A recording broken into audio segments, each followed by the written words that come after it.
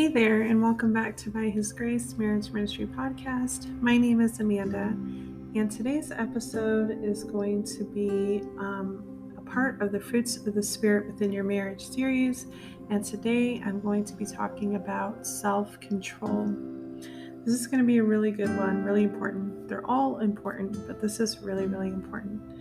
So real quick, in case you haven't heard any of the other ones, I highly encourage you to listen to the other episodes within the series. So far, I have talked about gentleness, joy, love, faithfulness / trustworthiness. And I did kindness and goodness, but I put those two together in one episode, and that's the most recent one. But I highly recommend for you to go and listen to all of them, and I pray that they will be a blessing for you and a source of encouragement. So again, today's episode is going to be self-control, and after that episode, I have just two left in the series, which will be peace and patience. Those will be some good ones as well. Okay, so I thought a lot about this episode as well. I thought a lot about how the fruit self-control applies to marriage. Now, the fruit self-control is a very, very important fruit to have in our lives. Whether we're single, married, whether you're female, male, it doesn't matter. We need self-control. And all of the fruits of the Spirit we need to have within us, right? We don't want to be walking in the flesh, we want to be within the Spirit. And I believe in my very first episode of the series, I read the scripture pertaining to fruits of the Spirit and the goodness, I forgot what it's called. Anyways, the things that we deal with that are fleshly. And of course, there's more of the things that we deal with in our flesh than there are fruits of the Spirit. There's 9 fruits of the Spirit, and I think there's like almost 20 things that come out of our flesh, right? So it's very important that we try our best to constantly walk in the Spirit and that we are showing fruits. And those fruits should be these fruits of the Spirit. So they're all important, but self-control is definitely one that we want to have for many, many reasons. Self-control, if we actually lack in that area, can really cause us to fall into sin intentionally or unintentionally. And again, that's individually, together in your marriage. Self-control is so important. So while I was thinking about how to talk about this and how it applies to marriage, I decided to just break it down into 5 different categories, I guess you could call it, when it comes to self-control within marriage. So those 5 categories are financial, sexual, verbal, physical, and then mental, emotional is what I'm going to be talking about. I'm going to try to make it as brief as possible because I have a time limit of 30 minutes today. So I'm going to try to fit it all in there and pray that it makes sense and that it's encouraging and helpful. Whether you haven't stepped into your marriage yet or you are in your marriage. And if you are, it doesn't matter how long you've been married. You could be married for 3 weeks, 3 months, 3 years. It doesn't matter. It's never too late to start applying these things, and it's never too early to learn for those of you that are still single and haven't gone into your marriage yet. So let's get started. So I'll go ahead and I'll just go down the list, and I'll start with financial. So self-control in the area of finances within your marriage is very, very important, especially if you are a family that just has one income. So you have it to where, and please understand, I'm not knocking for those of you that both husband and wife are working. I have talked about this before, and we'll be talking about this more. I do believe that the plans of a godly marriage and roles for husband and wife are that the husband works and that the wife stays home, because the things that go on within the home are primarily the job for the wife, keeping the home, tending to the children, preparing meals and just doing things like that.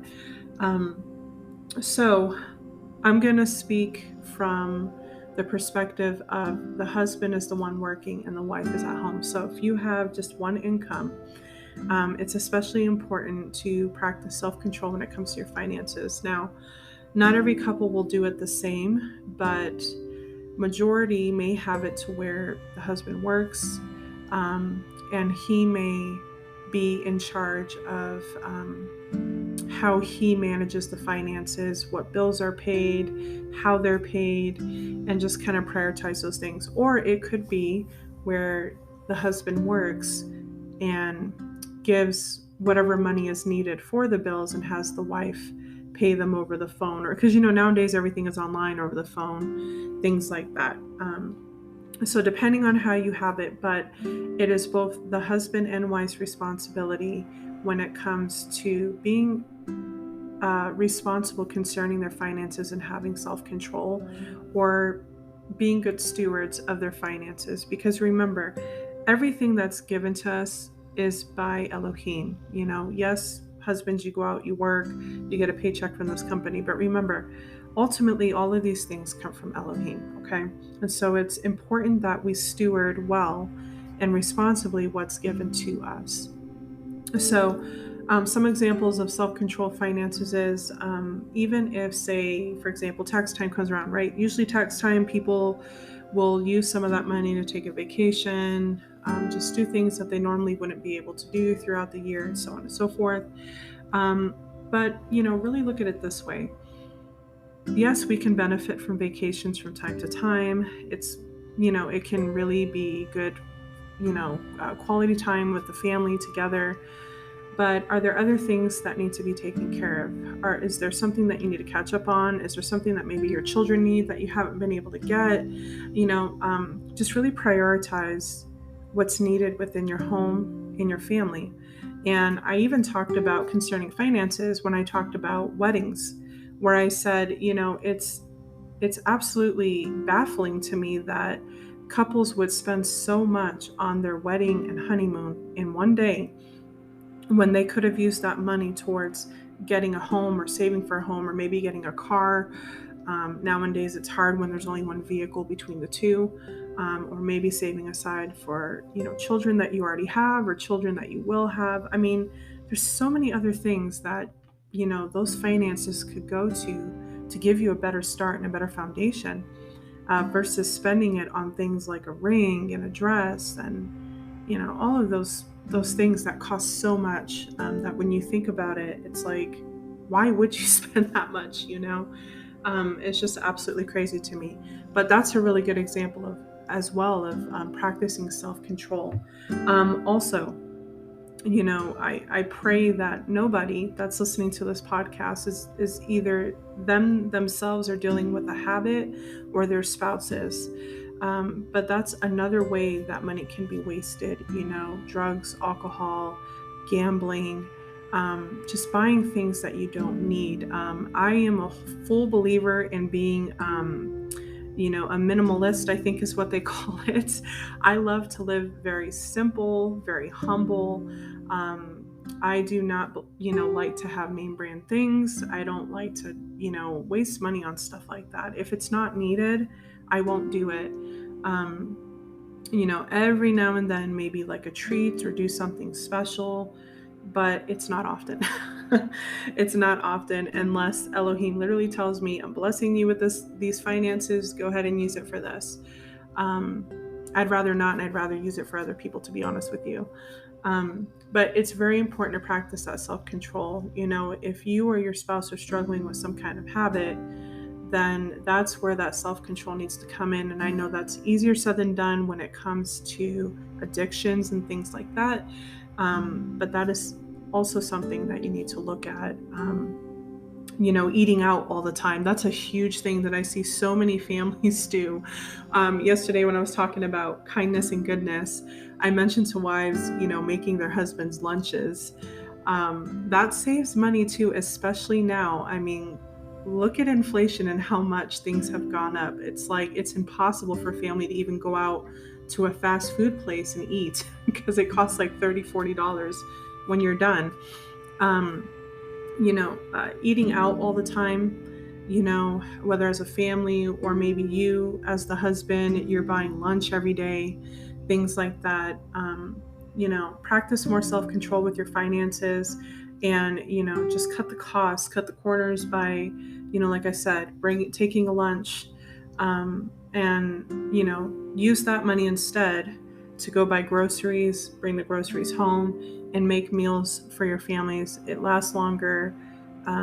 Your money just goes further with things like that. So those are some examples there as far as practicing and having self-control in the area of finances. Of course, both spouses should be coming together and communicating about what's to be done regarding their finances, what's best for their family. If maybe Elohim has placed a conviction on your heart to maybe put some of that money towards a ministry or something like that, or maybe to help somebody out, then please be obedient to that as well. Okay. All right. So the next area is sexual. Okay. Self-control in the area of intimacy. Okay. And this can go in two different ways. So the first way that I'm going to talk about, of course, is practicing fidelity. Okay. Now, I know that most people will think that when they get married, they have nothing to worry about. And I pray that that's the case, but it's not always the case, okay? Especially if one of the spouses, and I'm not stereotyping, it could be male or female, okay? It doesn't just go to the males. But there can be cases where if you were someone who was always looking at people, maybe you dated a lot all the time, things like that. If you don't break that habit before stepping into marriage, you can carry that into your marriage. And what I mean is, say for example, let's go with the wife, okay? Say for example, that wife before she got married was someone that flirted a lot. Maybe she dated a lot, things like that. And she's married now, and when her and her husband go out, she finds herself, flirting with people and doesn't even realize she's doing it because she didn't break that habit. It was something she did constantly. Okay. That is the opposite of self-control. Okay. Because, she's married, and even when you're single, you should not be doing things like that. You need to have self-control. If you're someone that your eyes wander constantly, again, this could be a male or a female, that is something that you need to have self-control with, because again, you will carry that into your marriage. I can't tell you how many sisters that I have counseled and talked to that their husbands, their eyes wander, and that breaks my heart.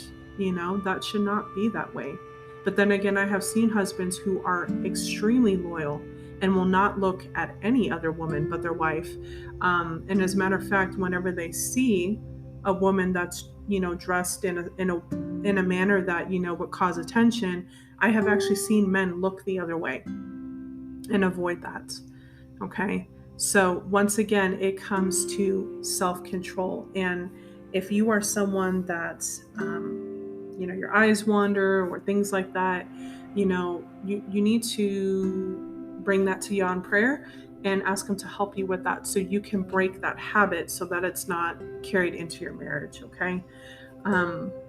That is a lack of self-control. All right. Of course, the obvious fidelity.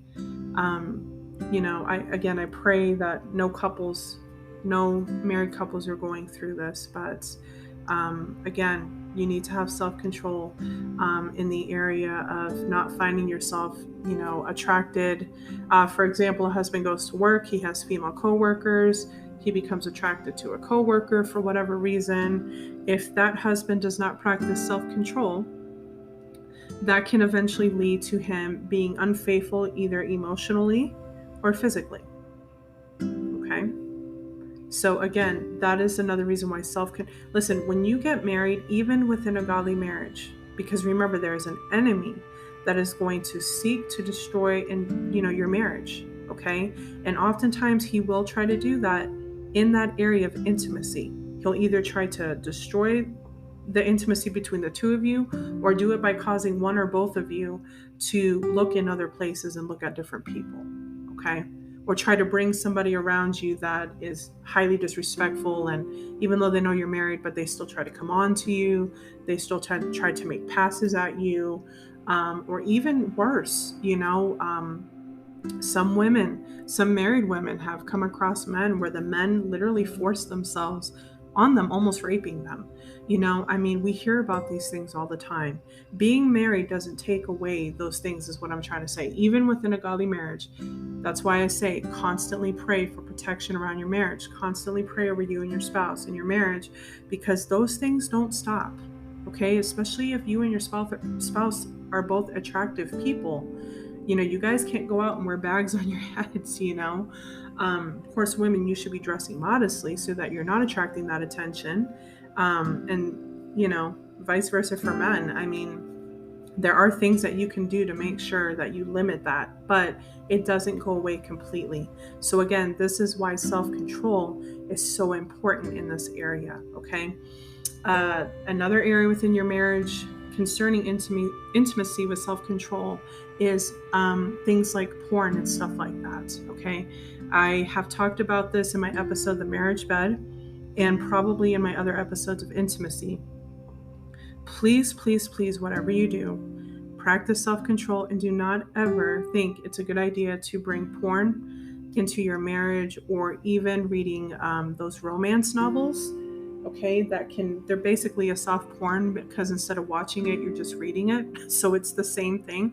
Please stay away from those things. Of course, never ever think it's okay to invite a third person into your marriage for any reason. I understand wanting to maybe spice things up, change things up a bit, but please practice self-control, and don't ever invite those things in. Now, if you happen to do it one time, or maybe one of you had a habit of that in your past relationship, or even as a single person, you have to practice self-control. Okay, porn is addictive, any kind, whether you're watching it, reading it, it's addictive. Okay, say for example, a husband and wife decide, you know what, let's just do it one time and we'll never do it again, right? Just to have a really fun, amazing time. Okay, you do it that one time, okay, you had a great time, whatever, and then maybe the wife finds out 3 months later the husband has been secretly watching porn because he got addicted to it. Or vice versa, or the wife is, right? Either one, it could go either way. The lack of self-control. So if you were able to do it one time, but then now you're going back because you liked it, you like how it made you feel and all those things, now you're going back for more, that's a lack of self-control. So even though I highly, highly recommend that you do not invite those kinds of things into the area of intimacy in your marriage, if you were to do it one time, you need to have that self-control, because it's not something that you want to keep on doing, because then it forms a habit. That habit forms a stronghold over your life. And yes, I don't care what anybody says, those kinds of things can ruin your marriage. Those kinds of things can absolutely ruin your marriage, okay? So I highly, highly, highly encourage you to never see porn or reading those trashy romance novels or anything like that, or ever inviting anybody into your marriage as a way to spice up your intimacy, because you might do that for 1 or maybe 2 times, but then after that, you've pretty much guaranteed to destroy and damage your marriage. Okay, so I highly recommend not to do that. But those are some examples of self-control within the sexual part of your marriage, and some examples of what happens when you don't have self-control and what that can do. Okay, verbal. So concerning self-control when it comes to verbal, okay? Obviously, couples from time to time will get into disagreements, maybe arguments, maybe some pretty intense fights, okay? You want to make sure you have self-control, because if you don't, when you get into these arguments and things get heated and you get really bothered, you can end up saying things, whether you mean it or not, that can't be taken back. And that is one thing about words. And I've said this before, there's a secular saying that says, a second on the lips and a lifetime in the heart. Once words are spoken, they can't be taken back. They're not easily forgotten, okay? They might be forgotten over time, but they're not easily forgotten. There's another reason why there are scriptures that talk about the tongue being so powerful, or being like a two-edged sword, and so on, and that, our words can either tear somebody down or build them up. So when it comes to self-control in speech or verbally, you want to make sure that if you've gotten to a point where you feel like you're going to say something that you're going to regret, then you need to walk away and go somewhere and cool down, whether that's go for a drive, go for a walk. I don't know, whatever is going to help you. But when it comes to things like that, I've always encouraged that when you are in a heated moment or an argument, it's best that you two take time away from one another. But I also highly encourage that you try to come back together and reconcile before going to bed. It's like the Bible says, don't let the sun go down on your anger. Try to resolve things before you go to sleep. And also, your bed or your bedroom should never be an area of discord or discouragement or anything like that. Okay, that's what the enemy wants.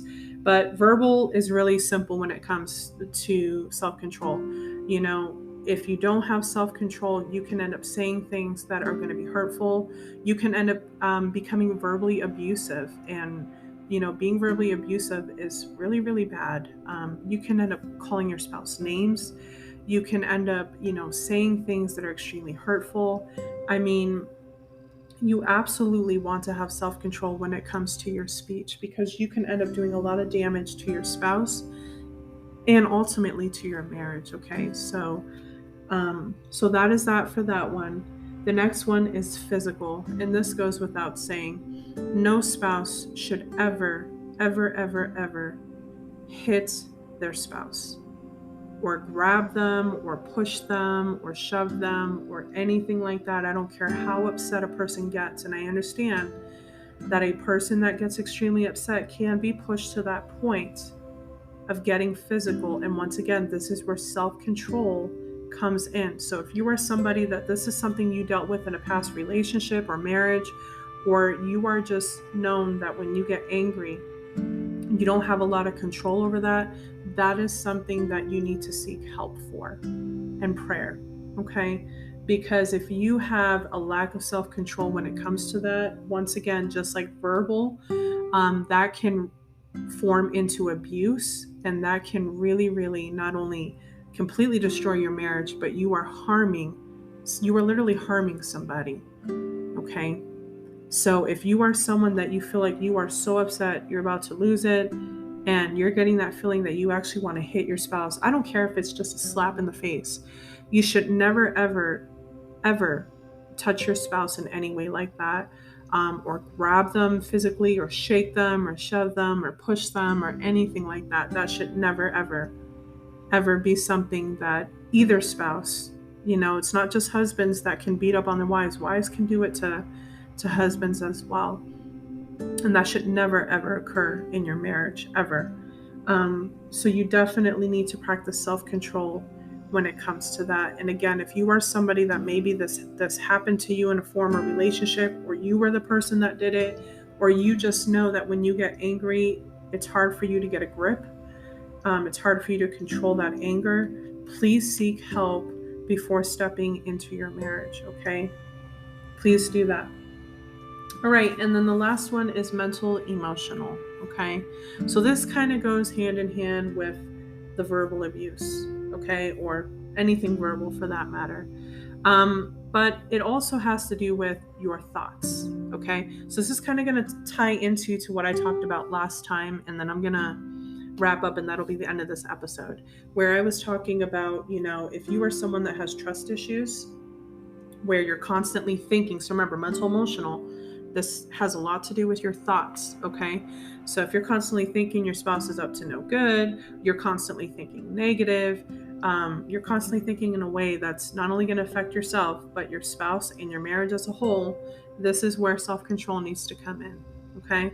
This is where you need to rebuke the enemy and his lies and ask Elohim to, take captive the thoughts that are not from him, okay? And again, if you are somebody that deals with trust issues, this is also something that you need to deal with before stepping into your marriage, because if not, you will take that into your marriage and you will always be thinking the worst of your spouse. And that's not good, okay? You don't want to always be thinking the worst of your spouse, especially when they've given you no reason whatsoever to ever think those kinds of things about them, okay? But if you're constantly thinking negative, what is that going to do to your spouse? What's that going to do to your children, right? If you don't have self-control over your emotions and your thoughts, and once again, having self-control over your emotions, that ties into physical and verbal, right? Because if our emotions get the best of us, like for example that emotion of anger, that can turn into physical abuse or verbal abuse, right?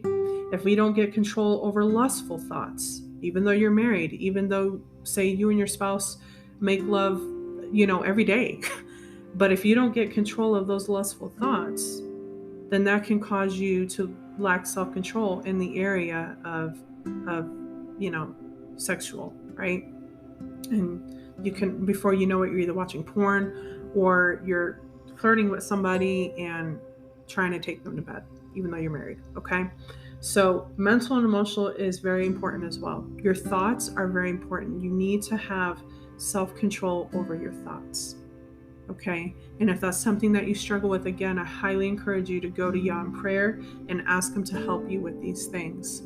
Okay, because like I said, the seat of your emotions, which is your heart, your mind, all of that can be dangerous. Okay, and that's you being in your own will and being in control of your own thoughts, and that can be a bad thing. If you've opened the door to the enemy, that is the first place he's going to attack you, is your mind, your thoughts. Okay, so very, very important that you have self-control concerning your mind, your thoughts, mentally, emotionally. So mental, the thoughts that you have; emotional, the emotions that you have. It's important that you control. If you are a spouse that, listen, a lot of people will tell you that jealousy is a bad thing. I agree. Jealousy is a very bad thing, and there's such a thing as a spirit of jealousy that can really, really cause so much damage to people. I do, however, feel it is a little bit healthy for a spouse to be a tad bit jealous and protective over their spouse, as long as they don't go overboard. But if you are somebody that is constantly getting jealous because of the thoughts that you're having, you're thinking your spouse is being unfaithful, things like that, that can really cause some major issues. Okay, again, the lustful thoughts, right? If you're letting your emotions of anger get out of control, right, or sadness or jealousy, things like that, whenever we can't have our emotions in check, that will cause always a problem. It'll always cause a problem. So it's important that you, again, practice self-control over your mind, so your thoughts, mental, and then emotionally, your emotions, okay, how you're feeling, especially if what you're feeling is false, right? Like maybe you're feeling like, your spouse doesn't love you anymore, even though they do, okay? Again, rebuke the enemy, rebuke his lies, right? And ask Elohim to help you with your thoughts. Ask him to take captive what is not from him, okay? So those are all examples of self-control in different areas within your marriage. And again, those areas were financial, sexual, verbal, physical, and then mental and emotional. So those are all examples of how to have self-control, and then examples of what happens when we don't practice self-control within these areas of our marriage. And again, sadly, it can lead to damage, and it can lead to ultimately destroying your marriage if neither spouse practices self-control. So again, very important to have. If you are still single, please, if that's something that you are still having troubles in, please seek Elohim in prayer and ask him to help you in that area, because it's very, very important to have. And even just as an individual, having self-control is very vital. Okay, so I pray that this episode blesses you. I pray that it encourages you, whether again you're single or already in your marriage. I pray that you will be able to take this and utilize it. And again, if you haven't listened to any of the other episodes within this series, I highly encourage you to go back and listen to them. There are just 2 more episodes left in this series. Those will be probably published over the next couple of days, so stay tuned for those. Thank you so much for listening, and I will talk with you in my next episode.